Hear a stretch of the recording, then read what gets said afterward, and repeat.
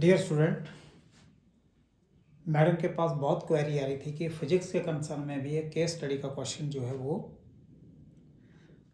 12th physics के लिए case study का क्वेश्चन जो है वो सॉल्व करके कुछ सैंपल के तौर पर दिया जाए। तो शाम तक क्वेरी जो है वो आती रही। तो चलो उसके बाद फिर हमने डिसाइड किया कि चलो इसके बारे में एक लेक्चर डिस्प्ले किया जाए। तो केस स्टडी का जो क्वेश्चन फिजिक्स में क्लास 12th में आएगा वो आएगा आपके पास कैपेसिटेंस चैप्टर से। तो यहाँ पर क्वेश्चन क्या कहा जा रहा है, क्वेश्चन के बारे में डिस्कस है। देखिए, आप ध्यान से देखना। क्वेश्चन की स्टेटमेंट एक चूज किया हमने क्वेश्चन, इसी तरह से देखिए आप केस स्टडी का। व्हेन इंसुलेटर, ये डायग्राम बताई गई है आपके पास सामने। When insulator placed in the external field, insulator को जैसे प्लेस किया एक्सटर्नल फील्ड में, डायपोल बिकम अलाइन। डायपोल की डेफिनेशन आपको मालूम होनी चाहिए कि equal and opposite pair of charges separated by a distance. Okay, certain distance, ठीक है। सम बुक्स 2L भी कह देते हैं, ठीक है, पर certain distance. Okay, induced surface charge on the insulator established a polarization field. देखिए ध्यान से, यहाँ पर आपके पास जैसे ही हमने क्या किया, इंसुलेटर को प्लेस कर दिया एक्सटर्नल फील्ड से, तो यहाँ पर आप देखेंगे, ये देखिए आप positive negative neutralize each other, ये देखिए आप अलाइन हो गए और न्यूट्रलाइज कर दिया, कैंसल इफेक्ट। देखिए आप ऐसा होने से क्या हुआ, सेकंड डायग्राम में देखेंगे आप, तो यहां हमारे पास है एक पॉजिटिव और एक देखिए negative. Positive charge this one आप देखेंगे तो ढंग से जो ऊपर वाला है, ध्यान से देखिए आप, पॉजिटिव चार्ज और ये नेगेटिव चार्ज। ओके, यहां पर आप देखेंगे तो ये आपके पास नेगेटिव हो गया। कलर की सिलेक्शन जो है वो मस्त है, ये नेगेटिव और ये पॉजिटिव। देखेंगे तो इनके बीच में डिस्टेंस भी है, वो यार मान लो डिस्टेंस, ठीक है। फोर्स भी जनरेट होगी, तो आप कह सकते हैं फोर्स क्या जनरेट हुई इसमें, F is equal to minus Q plus Q upon are square with some constant 1/4 pi epsilon naught. Okay, तो देखिए आप, हमारे पास क्या मिल रहा है हमें, सेकंड डायग्राम देखेंगे तो ये पोलराइजिंग फील्ड, पोलराइजेशन फील्ड ये अब डेवलप हो गई है, इलेक्ट्रिक फील्ड, पोलराइजेशन फील्ड। उसके बाद इसकी आगे net field in the insulator is the vector sum of the electric field E and E interior field, polarization field. तो इनका सम ये देखिए, एक्ट इन ऑपोजिट डायरेक्शन, ये भी हमें डायग्राम में बताया गया है। Aligning the electric dipole in the insulator, aligning the electric dipole in the insulator is called polarization, ठीक है। बाकी ये भी कह सकते हैं dipole moment per unit volume is polarization कह सकते हैं। दूसरा पॉइंट आपके पास द फील्ड है around where the polarization right, that is called polarization field.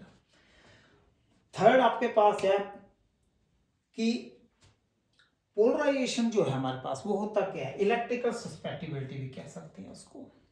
तो इलेक्ट्रिकल सस्पेक्टिबिलिटी क्या हुई, वैसे देखा जाए तो इलेक्ट्रिकल सस्पेक्टिबिलिटी आपके पास क्या है, how much electric dielectric material, how much dielectric material becomes polarised under the influence of electric field या when subjected to the electric field. इतना आप ध्यान रख सकते हैं, ये हमें पैराग्राफ में दिया गया है। सेकेंडली आप देखेंगे, अब यहाँ पर आप क्वेश्चन की रूपरेखा देखेंगे तो इस पैराग्राफ के अकॉर्डिंग आपको चलना, which among the following example of the polar molecule.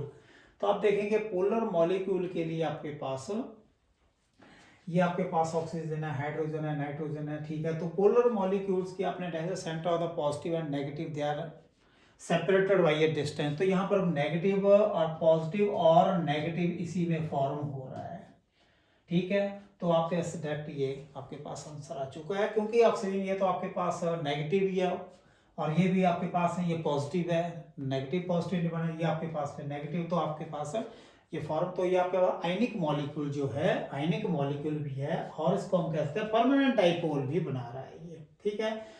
तो centre of the positive and negative charge separated by a distance, कोई फील्ड अप्लाई की या नहीं की है, ये आपके पास रिजल्ट है इसका। तो ये आप बता सकते हैं डी ऑप्शन। सेकेंडली आप बताएंगे, ये देखिए, when air is placed by the dielectric medium constant के, एयर को रिप्लेस कर वहां पर डाइलेक्ट्रिक मीडियम रख दिया आपने, डाइलेक्ट्रिक, उसके बाद ग्लास रख दिया, कुछ भी जो भी है, ठीक है। The maximum force of traction, आप देखिए ध्यान से, maximum force of traction, maximum, ये लो, ये मैक्सिमम की इंक्रीज कौन सी कंडीशन पर होगी, इंक्रीज इन के टाइम, डिक्रीज इन अनचेंज, और डिक्रीज के टाइम, और इंक्रीज टू के टाइम, इंक्रीजेस टू के टाइम। तो देखते हैं, आप डायग्राम को देखें, यहां पर हमारे पास आ चुका है फोर्स जो डेवलप हुई है सेपरेटेड बाय ये डिस्टेंस, यहां देखेंगे तो ये सेपरेटेड हो चुका है डिस्टेंस से, कितना है ये देखिए आप ध्यान से, ये माइनस क्यू और ये प्लस क्यू, डिस्टेंस हमारे पास आ चुकी है, डिस्टेंस जो है ये आर डिस्टेंस, कितनी आर डिस्टेंस, इनके बीच में डिस्टेंस आर, ये देखिए डिस्टेंस तो होगी कुछ डी होगी या आर होगी, लो डिस्टेंस कितनी होगी इनके बीच में, आर या कुछ भी। तो फोर्स कितनी हुई आपके पास, 1/4 pi epsilon nought minus Q plus Q, ये आ गई।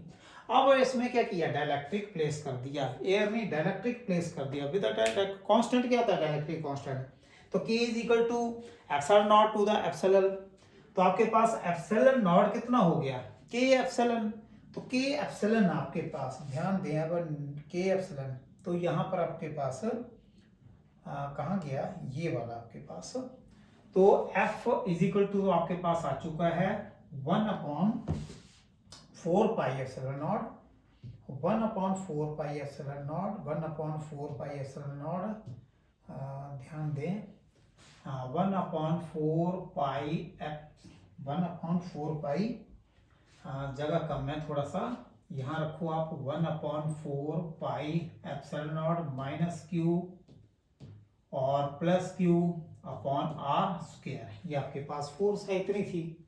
जैसे ही आपने डाइलेक्ट्रिक प्लेस कर दिया तो आपके पास क्या बन जाएगी, epsilon K is equal to epsilon naught upon epsilon, epsilon naught की वैल्यू क्या आ गई, K एप्सिलॉन, तो आपके पास न्यू फोर्स क्या बने डाइलेक्ट्रिक मीडियम में, 1/4 पाई K एप्सिलॉन और माइनस क्यू प्लस क्यू और over R square, okay. K introduce कर दिया ना, तो ये आपके पास ये प्रीवियस फोर्स ही आ गई है आपके पास एक तरह से, तो K डिक्रीज, ये इंक्रीज, तो K डिक्रीज, इनवर्सली है ना, इनवर्सली, तो किस में आ रहा है ये डिक्रीज के time, force increase K decrease के टाइम। नेक्स्ट जो है, यहाँ पर ये सेकंड भी हो चुका है, फर्स्ट भी हो चुका है, अब थर्ड देखिए यहाँ पर, which are the following dielectric, glass, क्योंकि ये आपका कंडक्टिंग है, नन ऑफ दिस, तो मतलब ही नहीं बनता है, यदि ग्लास की जगह कुछ और होता है तो कह सकते थे, ठीक है, कंडक्टिंग मटेरियल होता तो नन ऑफ आ जाएगा, तो यहाँ पर ग्लास सीधे ही आ गई, ये थर्ड क्वेश्चन तो ओके है सीधे। For polar molecule which of the following statement is true, तो पोलर की तो डेफिनेशन आप पहले स्टडी कर चुकी हैं, ठीक है, पोलर की डेफिनेशन यहाँ पर ये देखिए, पोलर की डेफिनेशन जो है वो क्या आपके पास, सेंटर ऑफ द पॉजिटिव, ठीक है, positive and negative they are separated by distance, इसी के लिए हमने डिस्कस किया था polar molecule, they are separated by a certain distance. तो यहाँ पर आप देखें कौन सी आपके पास थ्योरी जो है वो काम आ रही है, for polar molecule which are the following statement true, fourth, the centre of the gravity of the electron proton coincide, नहीं ये तो हो ही नहीं सकता, फिर तो नॉन पोलर हो गया कॉन्साइड। उसके बाद आपके पास है centre of the gravity of electron proton do not कॉन्साइड, do not कॉन्साइड मतलब सेपरेटेड, ओके। चार्ज डिस्ट्रीब्यूशन, चलो छोड़ो ये, charge distribution is symmetrical, dipole moment is always zero, नहीं ये भी नहीं है, तो आपके पास ही आ जाएगा सेकंड जो है बी। उसके बाद नेक्स्ट आप देखें तो व्हेन के a comb be rubbed with the dry hair attract the piece of paper, अब यहाँ पर चार ऑप्शन दी हुई हैं, कम को हेयर के साथ आपने क्या किया, रब किया, रब करने पर आपके पास क्या रिजल्ट मिला, रब करने के बाद आपके पास रिजल्ट मिला कि एक तो ऑप्शन दे रहा है कि comb polarise the piece of paper, polarise the piece of paper, हाँ पोलराइज तो करेगा ही करेगा, ठीक है। Comb induce a net dipole moment opposite to the direction of field. देखते हैं डायग्राम में, देखिए आप, opposite to the direction of field. ये देखिए आप, ये तो बन रहा है, ये तो ओके हो रहा है। इसके बारे में तो ओके है कि विदाउट एनी, ठीक है। एक तो ये हमारे पास दिख रहा है, comb induces the net dipole moment opposite to the direction of field, कि पॉजिटिव और नेगेटिव पेपर को, पॉजिटिव और उसके ऊपर जो कम है उसमें नेगेटिव चार्ज इंड्यू हो, तो आपके पास वो अट्रैक्शन फोर्स आ जाएगी, attractive force. Electric comb induces the net dipole moment perpendicular to the direction of field. Perpendicular देखो है, आप देखें यहाँ पर, देखो है परपेंडिकुलर, पैरेलल, यहाँ नेगेटिव आ गया, ये पॉजिटिव प्लेट आ गई, नेगेटिव पैरेलल है, सेपरेट डिस्टेंस आर, तो पैरेलल, ये तो परपेंडिकुलर का तो मतलब ही नहीं बनता है, ठीक है। तो यहाँ पर आपके पास ऑप्शन कौन सी आ चुकी है, comb induces the net dipole moment to the direction of, opposite to the direction of field, ठीक है। और क्या है कि कम को जब हम रब करते हैं, जो कम है हम रब करेंगे तो क्या होगा आपके पास, अट्रैक्ट करें पीस ऑफ पेपर को, पीस ऑफ पेपर हम फेंके इस तरह से, स्मॉल बिट ऑफ पेपर हमको फेंके और रब करें कम को, तो क्या गया, अट्रैक्ट कर लेते हैं। तो इसका मतलब क्या हो गया, कम जो है जब आपके पास, तो उसमें आपके पास induce net dipole moment, induce हो जाएगा dipole moment to the opposite to the direction of field. तो ये हमारे पास एक एक्सप्लेनेशन थी इनकी, ठीक है। और बाकी जो है आपके पास ये 4-5 क्वेश्चन थे। एक आप इसमें एक और चीज़ कह सकते हैं, देखते हैं, ये वाला एक असर्शन है, इसी में मैंने असर्शन डाल दिया है। क्या है ये देखें, थोड़ा सा मैं इसको थोड़ा सा सेटिंग कर लूँ, ये थोड़ी सी, जस्ट ए मिनट वेट, आप देखेंगे तो इसमें हम, जस्ट यू वेट,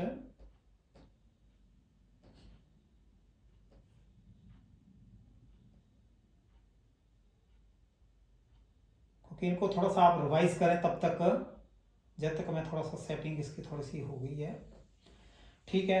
अब ठीक है, ओके है, अब सामने दिख रहा है। तो फ्रॉम द, ये हमारे पास है एक असर्शन रीजन का भी इसी में हमने डिस्प्ले कर दिया, इसको बना दिया रूपरेखा वैसी ही असर्शन और रीजन की।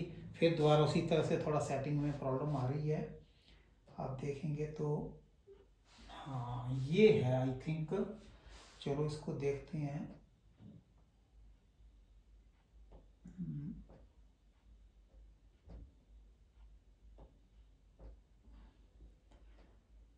अब देखते हैं इसमें क्या है, असर्शन और रीजन का क्वेश्चन है।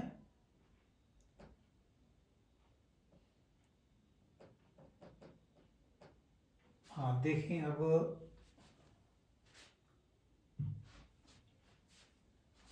हाँ ये वाला अब ठीक है सेटिंग इसकी। यहाँ पर क्या है, following question consist of the two statement, one level as a assertion and other as a reason, ठीक है। You have to examine these two statements carefully and select the correct answer to the question from the given option. Assertion ये क्या कह रही है, assertion क्या कहता है, when a comb is rubbed with the dry hair it attract the small bit of paper, already हम discuss कर चुके हैं पिछले इसमें, अट्रैक्ट करेगा, ठीक है, after rubbing with the hair small bit of paper को। रीजन आर क्या कहता है, रीजन जो assertion तो ये हो चुकी है। रीजन में हम देखें तो आप देखेंगे रीजन में हमारे पास यहाँ देखिए ये असर्शन हो गया हमारे पास और ये रीजन हो गया, ये हमारे पास है पहली स्टेटमेंट। और दूसरी आपके पास क्या कहता है, reason when the comb is rubbed with a dry hair it gain the electron from the hair and acquire the negative charge। बिल्कुल ठीक कहा इसने, ये स्टेटमेंट ओके है, ये भी स्टेटमेंट ओके है। वैसे देखा जाए तो जो दोनों स्टेटमेंट दी है असर्शन और रीजन में, दोनों ठीक कह रहे हैं। अब पहला क्या कहता है आपके पास कि इज फॉल्स, मतलब पहला फॉल्स है और R2 है, तो हो ही नहीं सकता है, अट्रैक्ट कर रहा है, हम करेंगे तो अट्रैक्ट करेगा स्मॉल बिट ऑफ पेपर को, इसको तो छोड़ दो आप पहले को, ठीक है।